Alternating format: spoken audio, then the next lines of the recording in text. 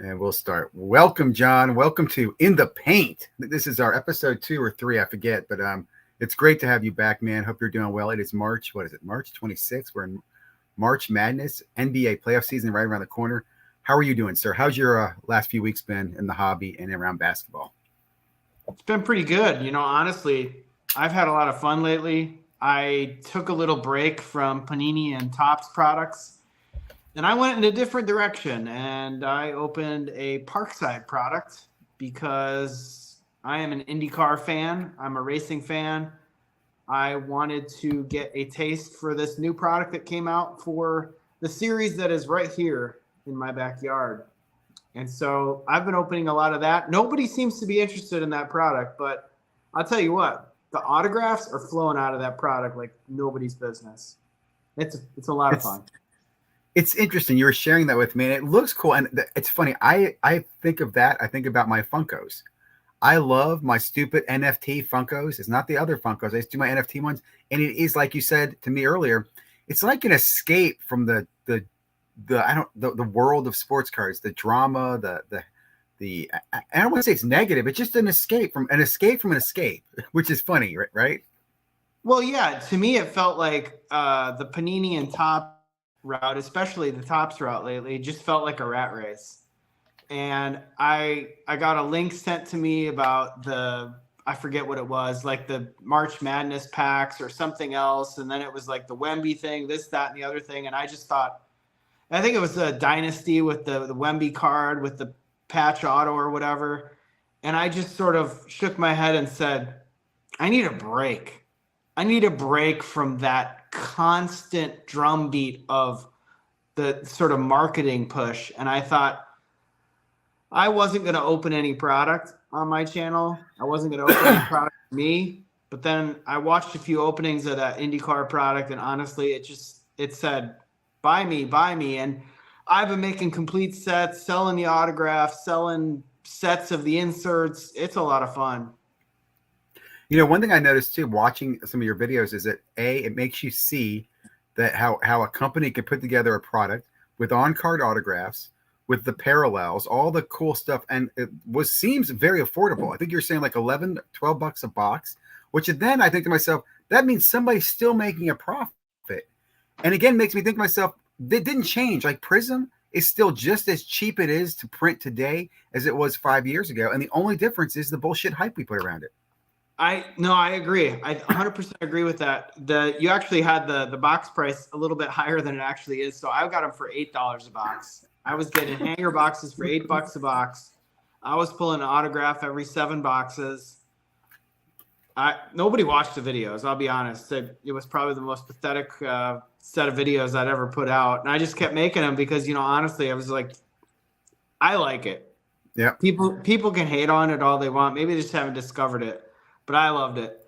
And then I opened a hobby box today, and those are only $90. $90. I pulled 3 autographs out of a hobby box and 5 numbered cards, including 1 to 10. Those things are loaded.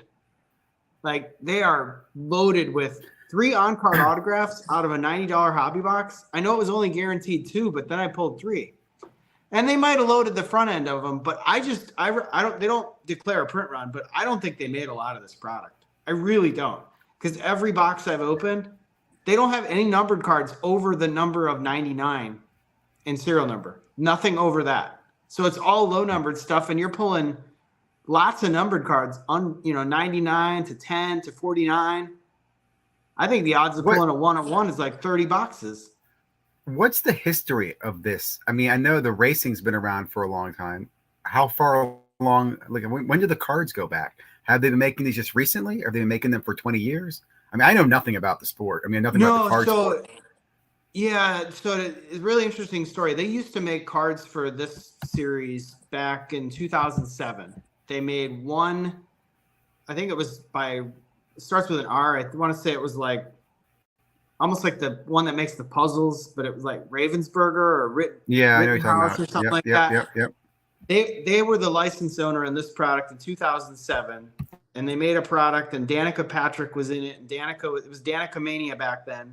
She'd led the Indy 500, and it was like, oh, Danica is going to be the next big thing. Well, she kind of fizzled out, went to NASCAR, took the money. Now she's retired, but still around the sport. Goes to the 500 every year and is a broadcaster. So anyway, they hadn't had a product from 2007 until now. And I talked to a guy that is a employee at our LCS. He also sets up at card shows near me. And I asked him one time, I said, why don't they have IndyCar trading cards? This was like during 2021, 2022. And he said, watch this space. People have talked to very high levels in the sport, especially in the team owners, Zach Brown and McLaren. Many people know F1, Zach Brown, same guy. And they said, Zach Brown, somebody got time with him, and they're going to partner with a company. We just don't know who. And I thought, well, could it be Topps or Panini or Leaf or somebody else? And then I saw a thing on my IG, and it said Parkside. And I thought, well, that's it. I never heard of that company. And they put other products together. They put there's a lacrosse product, there's a women's soccer product, there's another basketball product. They're hockey. They've been doing hockey a long time. I think correct me if I'm wrong with that. I think they're like vintage hockey. Like they're an established company. Yeah, exactly. And so that, I don't know. I just thought, well, I need to see it first. And I saw a couple of hanger boxes open on YouTube, and I was like, it's actually not bad. Not bad. And then I looked at the checklist, and I was like, I could see where you might have an audience for this product. And you're making complete sets, getting the insert sets together, getting the autographs sold, probably try and grade a few cards. I was going to ask you that. Again, I like it. You've been selling raw, right? Are you making money or paying for the cost, or are you underwater? I'm not ahead yet, but I wouldn't say that, given how much I have left and how much autos I've sold through, which is not a lot. And I have a lot of good ones left. I kept all the good ones because those are the ones I want to think about grading. They're the ones that have huge followings in the sport. And for me, I wanted to make complete sets as quick as possible, make insert sets as quick as possible, get the autos I didn't want to keep sold as quick as possible, and see where I'm at. And right now, I would say I'm not underwater to where I think the value is there. I have a ton of inserts to sell through that I can't make complete sets of. So I could sell through a lot of that. And I kept the good autos, I kept the good parallels, and I sold the rest. Now, I'm still selling through it daily. I've been averaging about $200 to $300 in sales a day on this product. But I'm into it for a decent amount. I had some money in my card account, and I said, I'm not buying any Panini or Topps products anytime soon. Why not? And you know what's cool about this? It's been fun. What you're describing, I think, is interesting because I'm like that. I think a lot of people like this. And what I mean by that is you take your knowledge of the hobby on ripping, grading, selling, flipping, whatever you want to call it, and you're basically churning through a product, you're devouring it, you're grinding it to maybe PC a few things. Now, are we flippers? Are we bad? No. In fact, I think we are probably the number one consumer that the companies want to market to. They want to market to people who are doing that, who are going to be buying cases, who are going to, I guess, like mine the product, pull out the good stuff, send it off for grading. So it's cool to hear you doing that. And I think that's what intrigues me is that's what gets me into it. If I know there's a hustle that I don't have to love the product, but if there's an opportunity there, it gets me interested in it. So being a first year product, it also makes me think maybe it's something you put away. Are you thinking about that too? Would you save any of this? I have two more. So included in my cost basis, I have two more sealed retail cases. I'm probably, if I open one, it's going to be one more. I'm going to keep one sealed. I'll stay with it. And I have a couple hobby boxes coming after today. They were so good. I was like, I need to put at least a couple of these on the shelf and have them. Because I ran the numbers. I don't think they made more than 5,000 of these boxes for hobby. I don't. I think they had a very, very low print run. And rightfully so, because they don't know how big the market is. And they're going to start small. They're not going to print a lot and let it sit there and devalue, right? So where did you buy them? I bought them off the website. Off Parkside website? Yep. And then the Okay. Card Giants was the one I got the hanger boxes from because you can do a 20% discount on that. And then the Okay. $500 case was $400. So that's how So I did that. let me ask you a question, and we'll transition this as well. Have you sent or will you send any of these off to grading? Or will you go to PSA, and what's your plan there? I probably will. I have two Pato Award autos, an Elio Castroneves auto and a Marcus Ericsson auto. I'll probably send all those to grade because they're decently popular drivers, especially Pato Award. He's got a massive Instagram following, probably the biggest in the series by like sixfold. So, and then right now, I'm PCing a couple of complete sets within the set.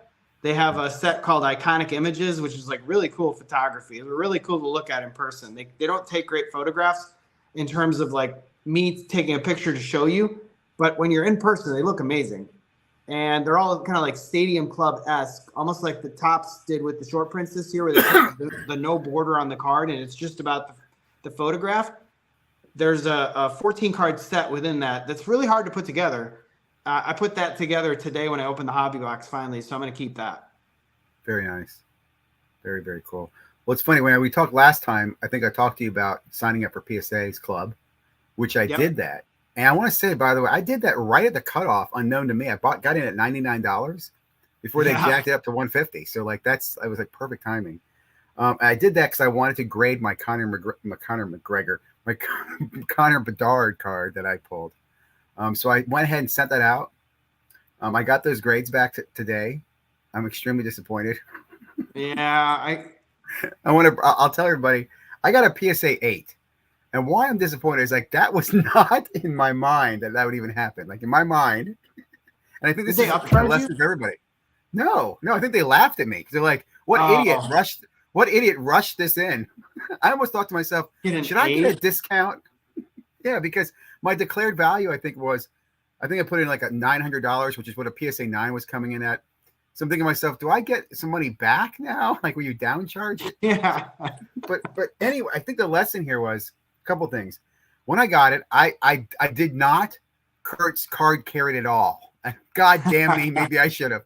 I just took it, wiped it once, stuck it right in a sleeve, and just shipped it off, right? Because I pack pulled it. I figure it looks good. I did examine it. It didn't look bad to me. It looks beautiful. Of course, we're all drunk at the time when we pull a card like that. So after I put it in, I watched this video. This guy put a video called I think it's John's Sports Cards. And he pointed out there's this little issue with the card. And as he's talking about it, I go and look at my card. I'm like, holy shit, I have that same thing. And he's talking about a lot of them are coming back PSA 8s and 9s. And then I get my review today and I'm looking at it, I'm like, God, please. Because in my mind, if everybody's listening, I had thought to myself, okay, I spent $1,300 on Upper Deck product. Okay. So I'm thinking if I get a 9, I'm going to get back $800, $900. You know, that's most of my money. And then I can grind out the rest of I'm good to go. Right. If I get a PSA 10, I'm freaking super excited. That's the only thing I thought to myself as an idiot. So everybody laughed there because I didn't think PSA 8. So PSA 8, I looked it up. I think it's about $450 card. And wow. So that's almost raw. I mean, that's raw value, really. Yeah, well, raw value slipped a lot. I think raw is around 3 something. It depends. It depends on what you're looking at. Like I was looking at eBay comps. Last eBay's, I think I'm seeing high 3s, low 4s for some raw auctions you can get into. And I think the card will continue to slip. I mean, it's going to be, there's a lot of them. And I think as pop counts come back, there are going to be a lot of 8s and 9s. Yeah. Where do you think we'll be in 6 months in terms of the price on that card raw? You think it'll be under $100? You think it'll be 100, 150, 200?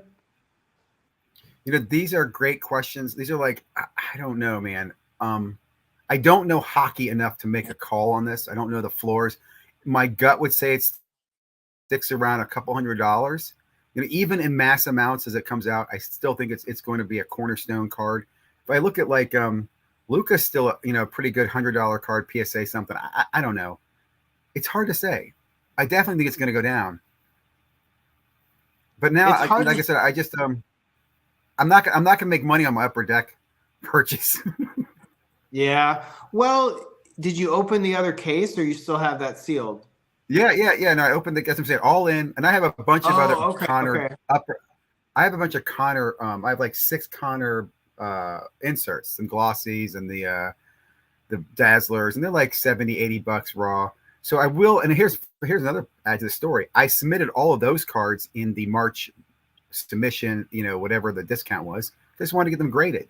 So now I'm looking back to lesson learned is why didn't I just submit that one there? Why did I have to rush it off? Why did I have to think in my head it's going to be a PSA 9 and a PSA 10? And I will say too, you're right. I did submit the Wemby. And now I'm sick to that. I'm sick to my stomach on that one because I'll tell you too, on that Wemby, guys, I just put that in the damn mail. I did not wipe it down at all. I remember pulling that the night I pulled it. I was so shocked by that. I put my gloves on immediately. I sleeved it up. I wrapped it up. I don't think I took pictures of it except for that night. And the next morning I was shipping it off. And now I'm thinking, holy shit, maybe I should have Kurt's card carried these damn things. Maybe pack pull isn't anything. I don't know, man. It's killing me, PSA. Yeah, well, you learn. I mean, the first time I ever submitted, my gem rate was 30%. It was like 32%. And I submitted a lot of cards that I thought, man, if these get 10s, they're going to be great. And then I got 9s and 8s on all of them. And I thought, oh my gosh, what have I done? And then I got a 10 on a few cards that made up for the difference. And that made me come back. And you get better at it. I will say, like, I'm not an expert by any means, but I have a process that I go through. I always wear gloves, which is funny because we saw that PSA video and the guy didn't wear gloves at all. And he's touching your cards and he's doing all these other things and he's doing it really fast. And you're like, I spend a lot of time like making sure it's right. And you're just sitting there going, yeah. And then you're wiping it off really quick and you're like 9, 10, whatever. I'm like, if that's the way you handle all cards, man, you're going to ding a few corners over time. You will, most definitely.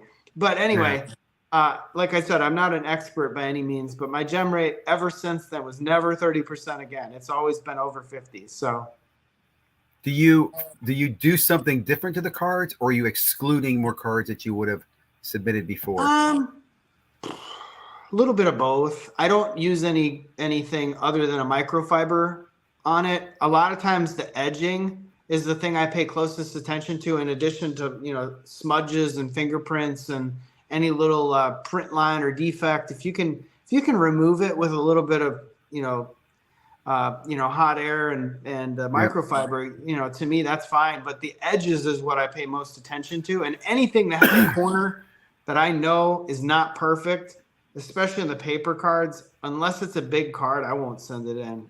I will, there's plenty of Michael Harris and Jordan Walker and other players, Julio Rodriguez, that I got over the years that I did not send in. I would have wanted to send those in because I know they're big cards in a 10, but I thought there's really no chance I could get anything more than a 9 or an 8 on this. So I had to bite the bullet and sell it raw. You see, to me, again, I'm okay with a 9. You know what I'm saying? Like, I just can't freaking believe an 8 on a modern. Yeah. And I guess that's what scares the shit out of me. Like, I have been using somebody in the past, like I said, who subs for me. And I've always had this feeling. I personally believe a lot of it's magic and freaking, it's just timing. These guys, they don't do the science on it. So I submit to this guy. He does reject cards every now and then. I look at him like, well, why'd you reject this? I'll send them back to him. Sometimes you submit them. I get 9s and 10s. So I've always felt it's very subjective. And just this, I don't know. I also, to be honest with you, I'm paranoid because the first time I'm submitting directly to PSA, and I'm thinking to myself, do they know who I am? Oh, probably not. No. Oh, no. I wouldn't be surprised. I mean, come on. I'm just saying. They might know you by your YouTube name, but they probably don't know your real name. I'm paranoid, man. I'm just telling you right now, I'm paranoid. I don't like them, but I use them. And I'll say this too. Watching all the videos recently, right? Rovell, Jeff, whether you guys like it or not, waxing's going on. Like, I watched some of Kurt's card care videos. Yeah. This shit's going down. Okay. So like in my head, I'm thinking to myself, am I an idiot for even subbing directly? Should I just sub to a guy who's going to wax them for me and I can get the most money? I mean, everybody else is doing that. Why am I not doing that? I mean, I know a guy who does that. Why am I not sending to him to make sure my card gets the highest grades? Am I supposed to feel better because ethically? I mean, seriously, no one else gives a shit. So if it's like I'll put it this way, that PSA 10 that guy got, we know it was Kurt's card cared. We know it. He said it. And this hobby doesn't give a shit. So why should I have some ethical dilemma about, oh man, some guy's gonna be sad in a few years when his card turns green? Maybe it won't. Maybe his card's gonna go up 50 times and I look like an idiot because I sold it too cheap, right? So is he gonna come back to me and go, oh man, this card still looks great. I made a lot of money off it? No. So I don't know. The whole Kurt's Card Care PSA, it pisses me off. Yeah, it does rub me the wrong way to think that some people have just resorted to that as sort of common practice. I don't know that. Let's cover the wax angle of it. If you rub something on, you rub it off. Did you really add anything? Well, I mean, I guess by the definition of adding, yes, you did, but what's left over? Not much. But the one thing I will say, in all the Kurt's Card Care hype that got on recently with the Wemby, the one thing they can't fix is a dented corner. I have not heard that they fixed the magic wizard of dinging corners on a black bordered card. So they're not getting Steph Curry's from the 2009 to get a PSA 10 because they have some magic elixir. They're not doing that, at least.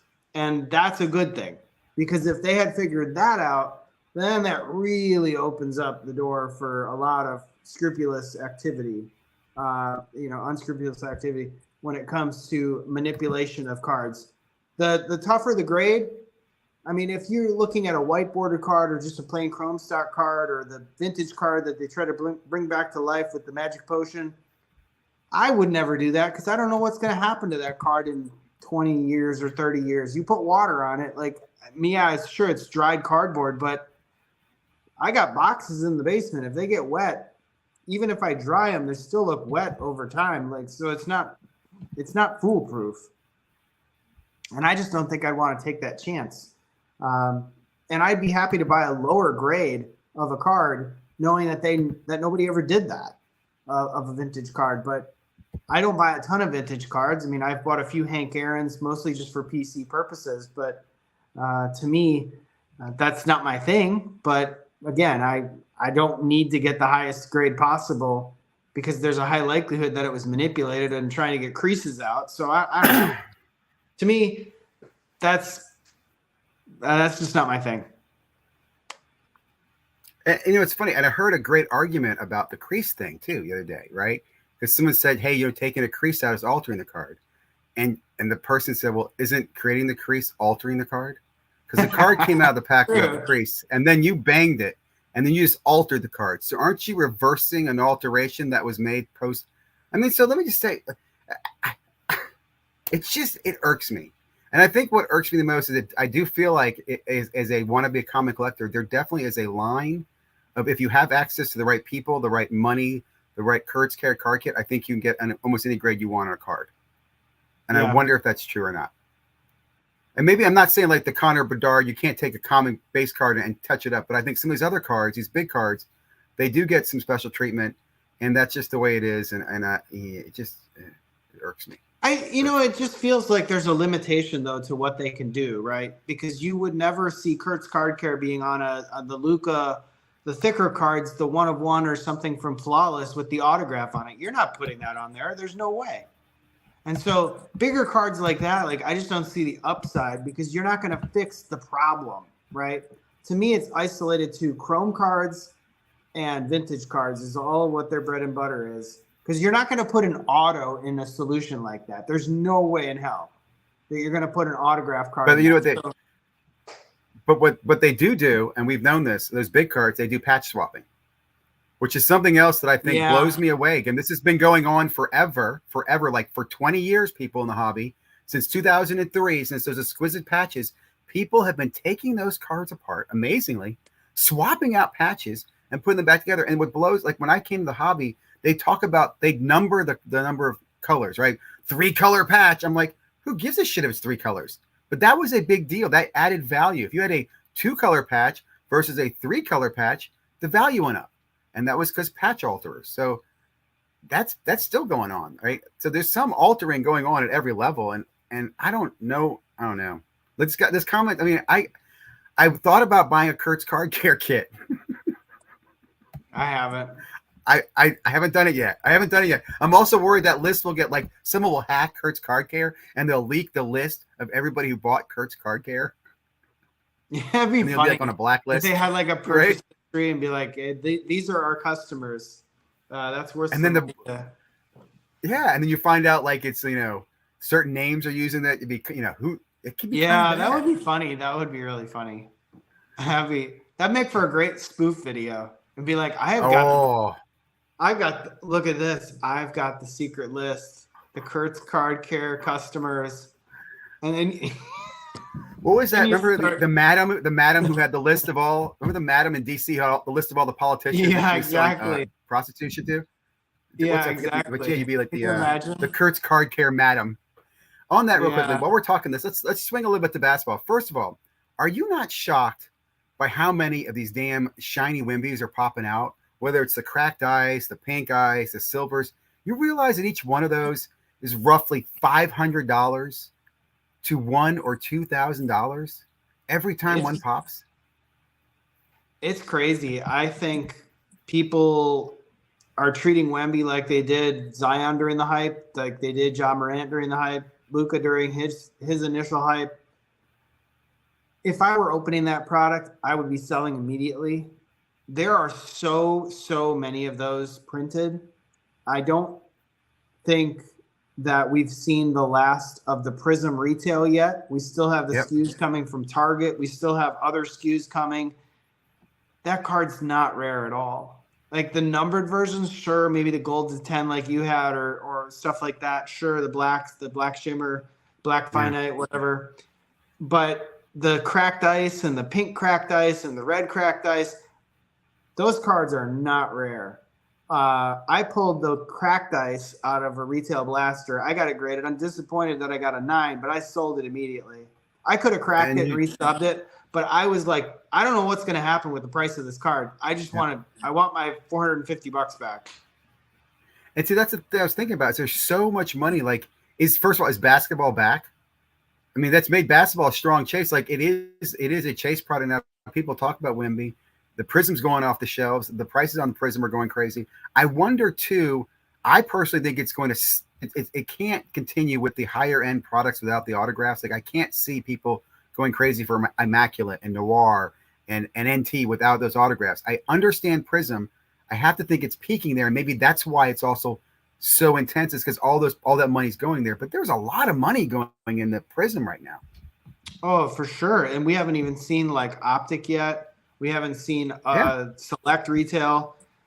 I would guess that the 2023-24 retail products in general will be fairly popular because the price point is still pretty low, given that Wemby is such a chase. The other interesting thing I think about basketball, before I mention that, I will mention, I think Flawless Basketball came out today. $22,000 a case, like the actual briefcase, from my hobby box or my hobby shop, and I thought that was ridiculous considering there's no Wemby autos in there. I don't believe. So I thought that was kind of Exactly. laughable.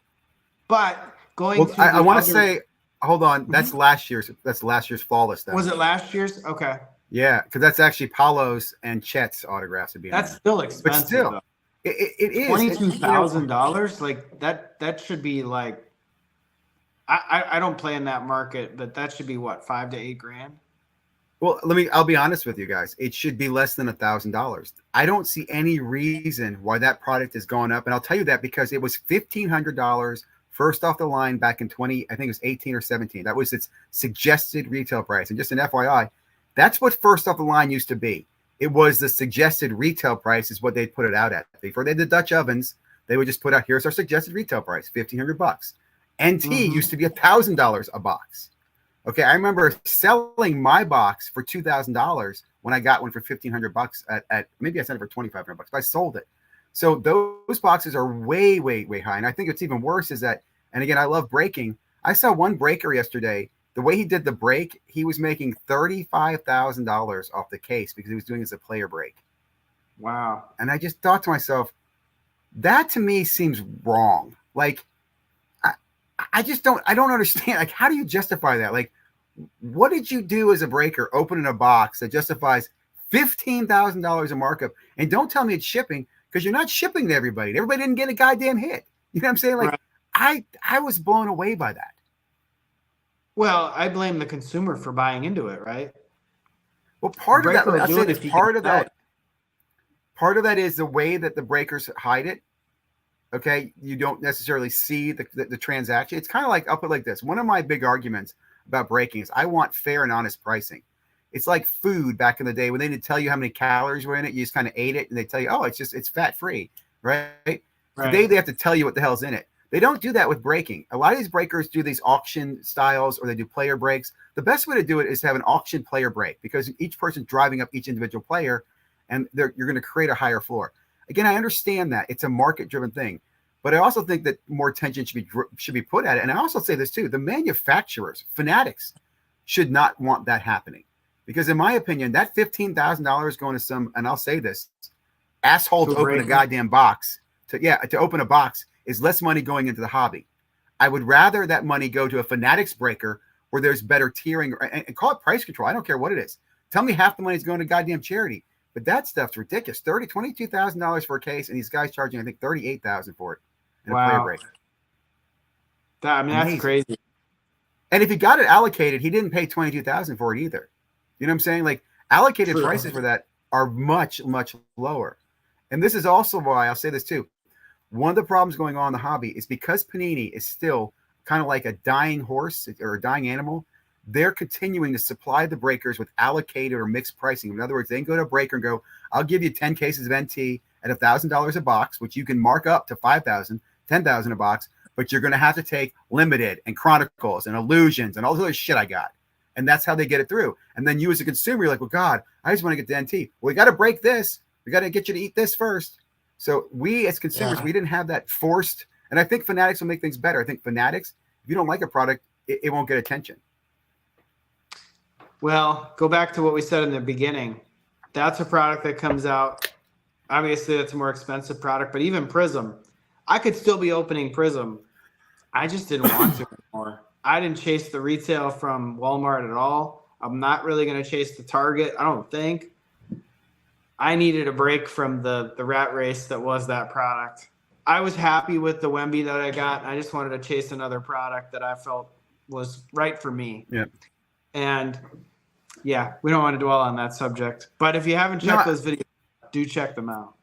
No, I understand. Like I said, I did Monopoly over main Prism. I've got my ass kicked in Prism. Yeah. So it is what it is. It's I don't know. It's kind of depressing.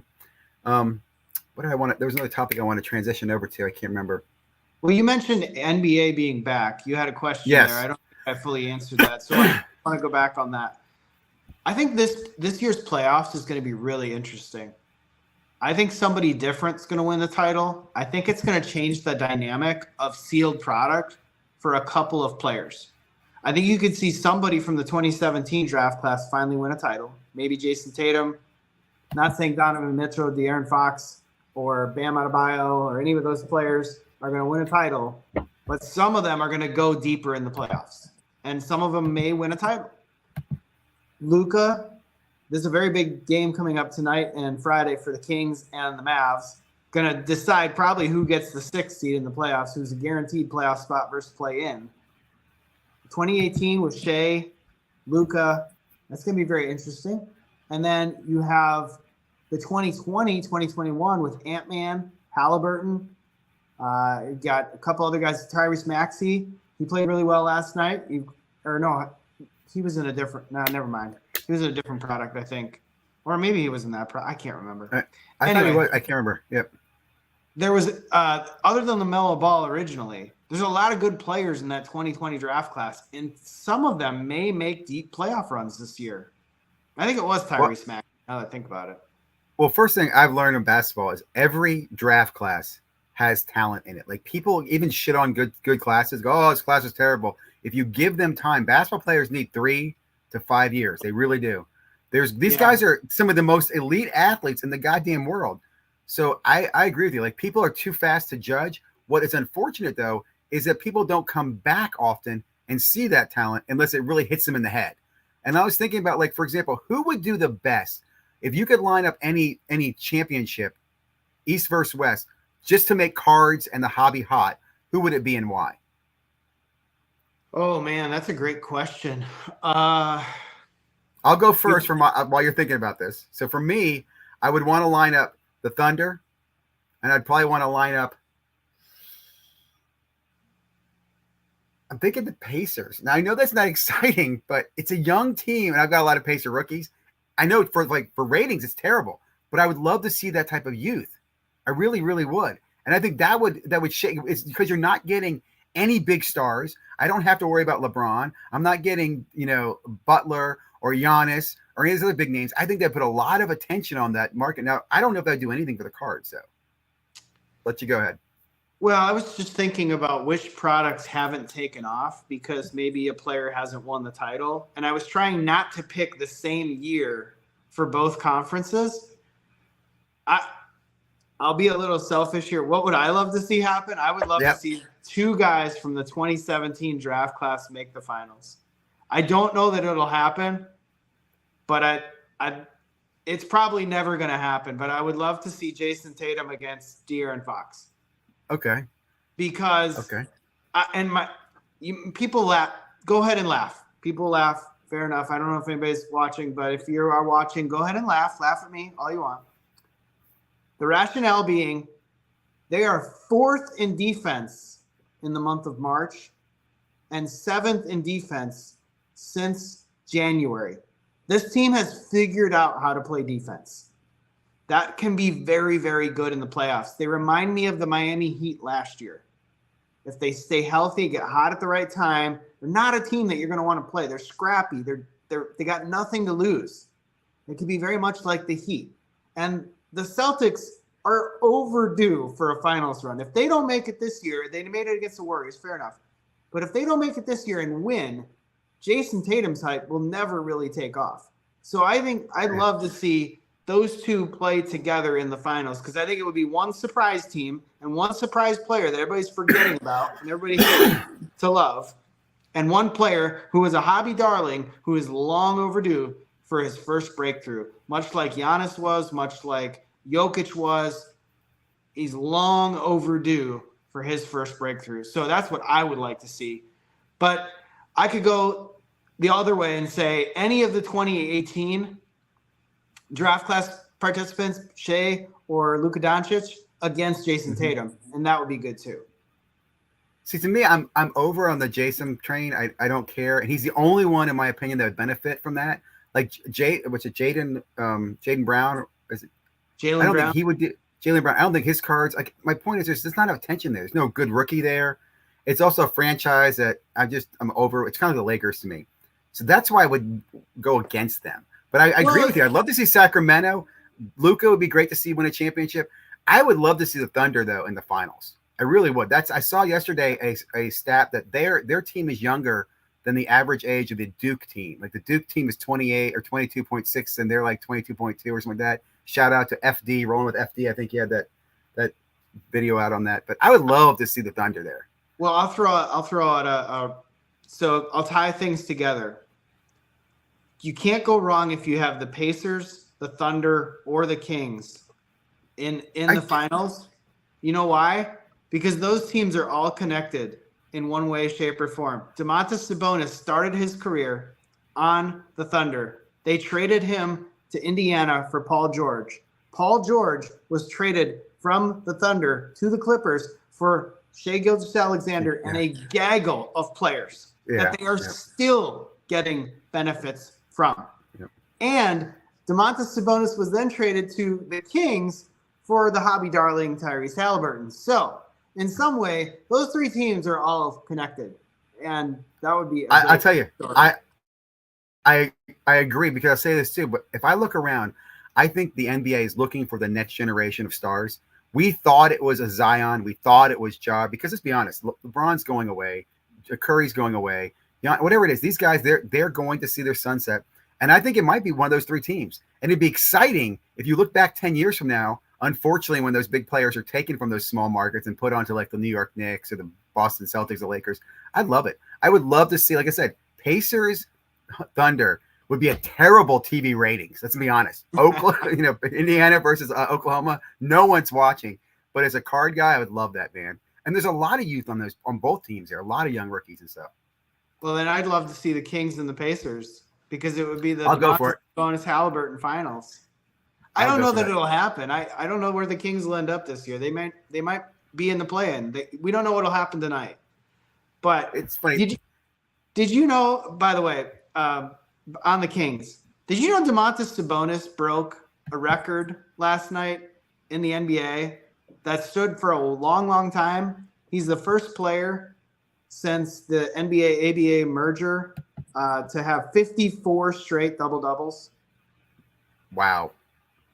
That guy No gets idea. no love in the hobby. You're absolutely right. You're absolutely right. At all. I don't. People. I saw somebody else post that 54 too straight games. It was either Twitter or Facebook. Somebody had like the most underrated person is Sabonis, and first thing I thought was, oh, this is gonna be John. It wasn't John. It's like, oh, it's somebody else who agrees with you. I don't disagree with you. I don't know what to say. I'll tell you this. I'm sure he doesn't. I don't say he doesn't care. I think he's a hardworking, just making money, doing what he has to do.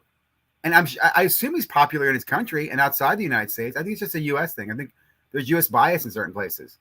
Well, I think there's a major media bias. I think whenever the trade went down for Halliburton back in the day, they were like, how could you trade away Halliburton? He's the best thing ever. He's a great player. But you made Sabonis feel like he's an inferior star. And he's not like the flashiest player, but he's a super hard worker, very durable, gritty. Yes, he had a few bad series in the playoffs between Indiana and Sacramento. We don't really know whether he'll ever fix that, but he's not empty calories. This 54 straight double doubles does not happen by accident. Yeah, that's pretty amazing. He could add to that tonight. and he's not even in the discussion for MVP. Oh, right? for sure. He didn't make the All-Star team. It's ridiculous. He's like getting a PSA. He's like getting a PSA 8 when you expect to get a PSA 9 or a PSA 10. I mean, what the hell's going on there? How do you get a PSA 8? No, that's a great great segue there, and it's a good analogy. So you're not doing any basketball cards, any baseball, anything else coming up? You would target? I think the next product that would come along that would be interesting to me would be Chrome, but that won't be for a while. So I needed something to fill the gap in the meantime. And I wanted a break, going back to what we said in the beginning. I wanted a break from Fanatics. I didn't want to buy a Fanatics product. I just needed a break. And I sure as hell didn't want to buy another Panini product. I quit while I was ahead there. That's that's not a bad idea. I'll say the same thing for me. I don't think I'll do optic or chase any of that stuff. Because of the autos, the lack of autos. I'm sure they'll do something stupid like have a blank, no autograph optic card.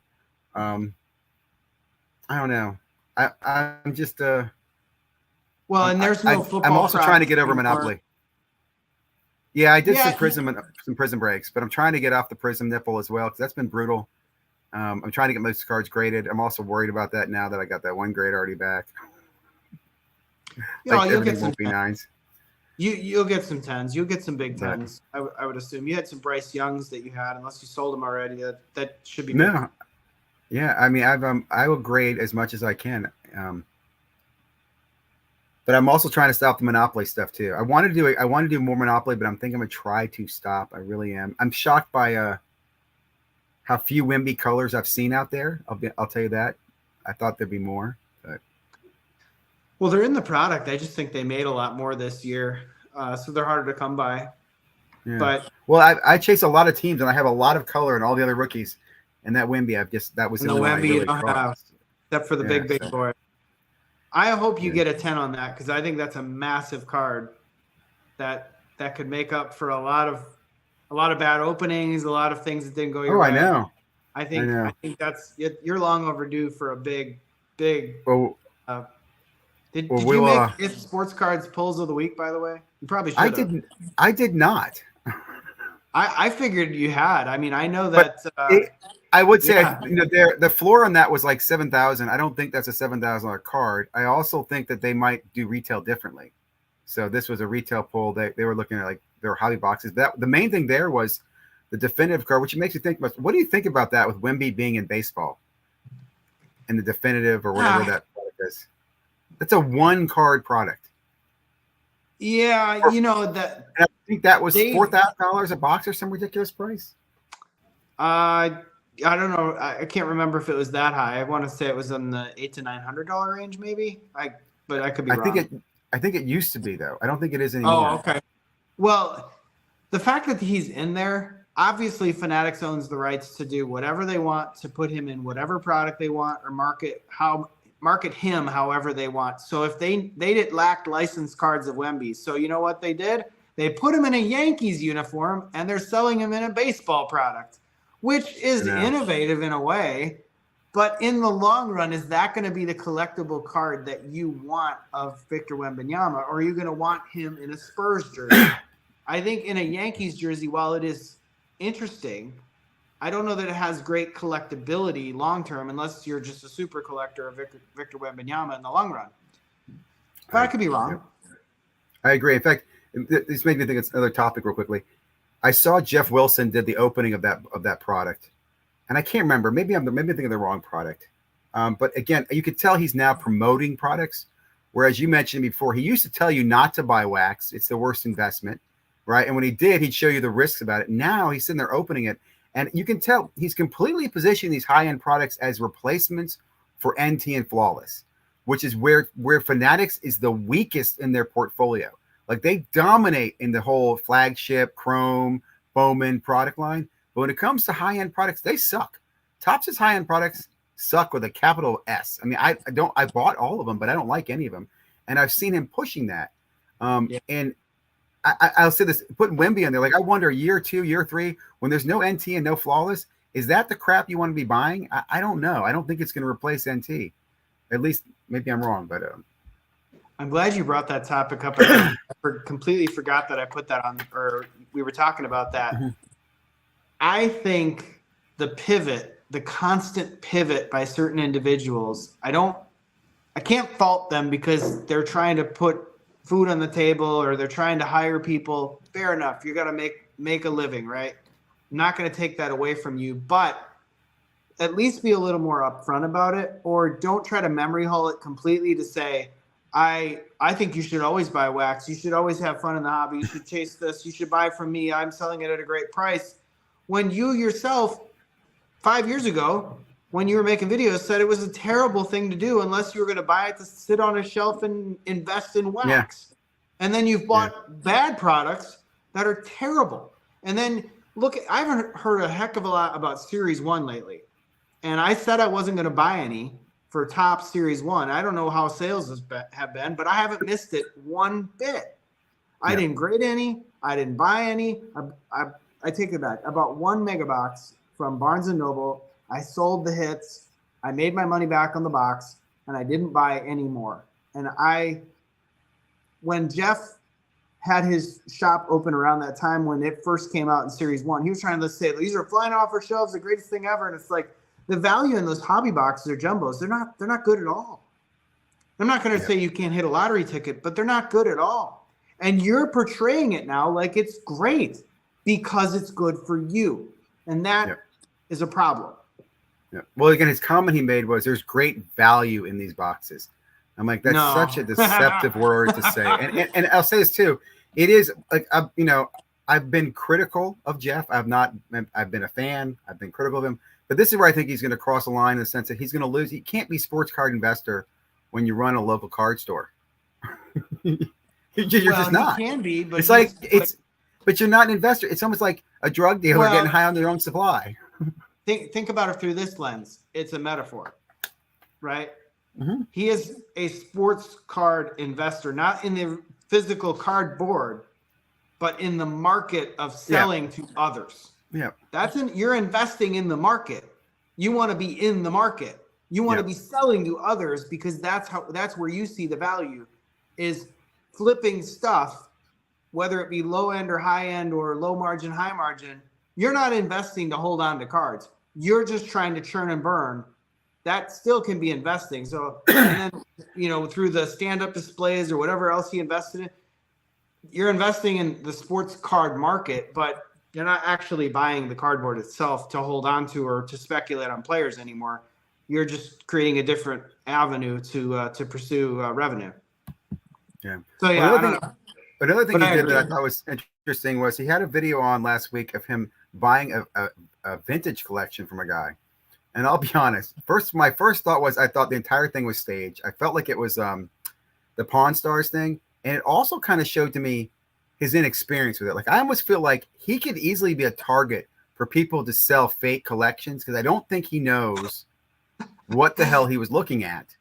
I'm not kidding. Like if you go watch this video, the guy walks in there, the guy doing the deal is very arrogant about, I'm going to get this much money. And he even pushes at the end with how he's going to close the deal. And Jeff is just overselling, just keeps talking and talking. Well, we value this and this. I'm like, dude, just make your offer and not. It was a very interesting video. And I thought to myself, I guarantee he's going to attract a lot of people who are going to go take fake sets and fake collections to him. It just if you have a chance, check out the video. He did not seem to have the confidence of knowing what the hell he was talking about in some of these vintage cards. And I don't know, it was an interesting video for me. So we'll see. We'll see. Yeah, I know he's buying, which is great.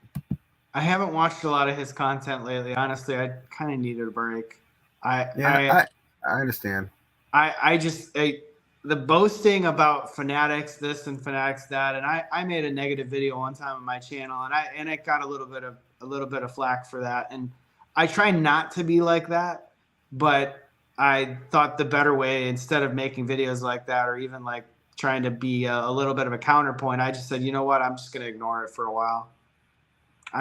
For my own mental health, this is a hobby, I understand. And it ain't a hobby to me when that's all.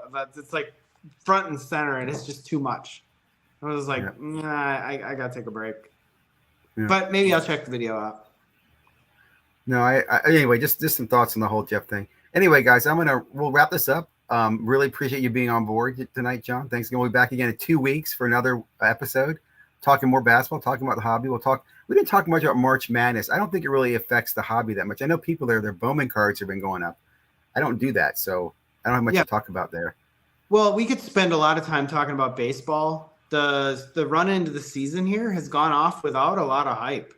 Honestly, there's only a handful of guys that are actually in the league who are getting any chatter at all. And then you got the whole Shohei Ohtani gambling question, and everybody, they're running with stories here, and I don't even just let the facts play out.